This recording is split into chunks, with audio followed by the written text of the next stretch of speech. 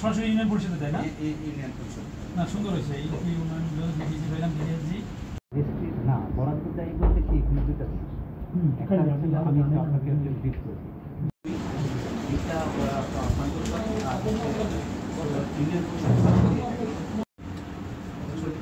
তাহলে বিবিজি সব হচ্ছে ওই বিবিজি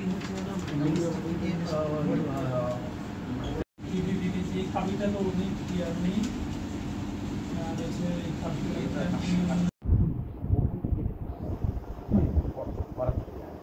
এটা সরকারি একটা ফান্ড চেক আছে, চেক অ্যাকাউন্ট, এই অ্যাকাউন্টে জমা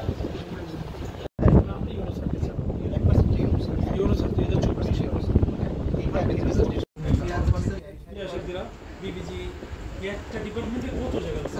1% এখানে সবগুলো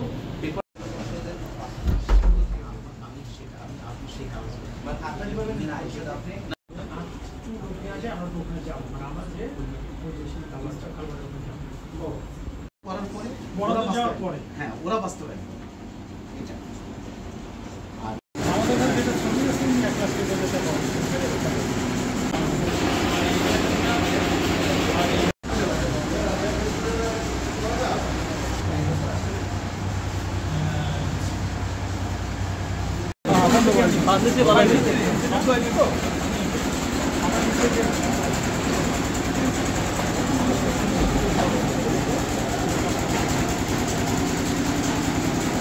অনুমোদন এনফোর্সমেন্ট ইউনিটের ডিডি মহোদয়ের তত্ত্বাবধানে এবং আমাদের সংশ্লিষ্ট কর্তৃপক্ষের নির্দেশনায় আজকে আমরা পিআই অফিস, এলজিইডি অফিস এবং অন্যান্য সংশ্লিষ্ট অফিসে আজকে এনফোর্সমেন্ট অভিযান পরিচালনা করেছি।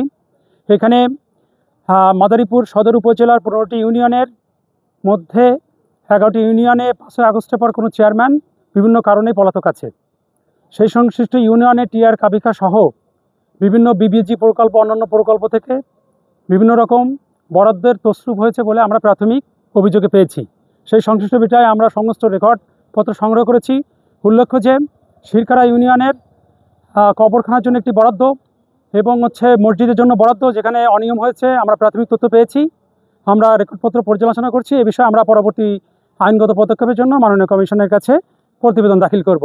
দ্বিতীয়টি হচ্ছে, আপনারা জেনে অবাক হবেন যে মাদারীপুর সদর উপজেলা পরিষদ থেকে একটি প্রকল্প গ্রহণ করা হয়েছে এডিবির অর্থায়নে 32,38,000 টাকা, যেটা একজন ওসির বাড়ির সামনে তার ব্যক্তিগত প্রয়োজনে।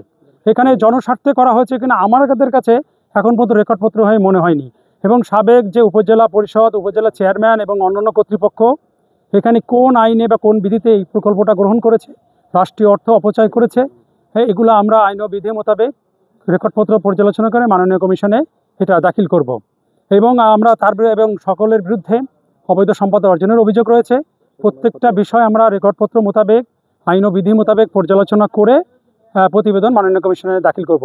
আরেকটি বিষয় হচ্ছে, আপনার বিবিজি প্রকল্পের যে বা 1% ভূমি উন্নয়ন কর প্রকল্পে এখানে যে কারিমা এন্টারপ্রাইজ নামে একটি এন্টারপ্রাইজে কাজ করানো হয়েছে, যেটা একজন ইউনিয়ন উপভূমি সহকারী কর্মকর্তার স্ত্রীর। এটা কিভাবে হয়েছে, কোন আইনে হয়েছে, আমরা সংশ্লিষ্ট রেকর্ডপত্র অনুযায়ী খতিয়ে দেখে পরবর্তী যে আইনগত পদক্ষেপের কাছে আছে এটা আমরা মাননীয় কমিশনের কাছে দাখিল করব।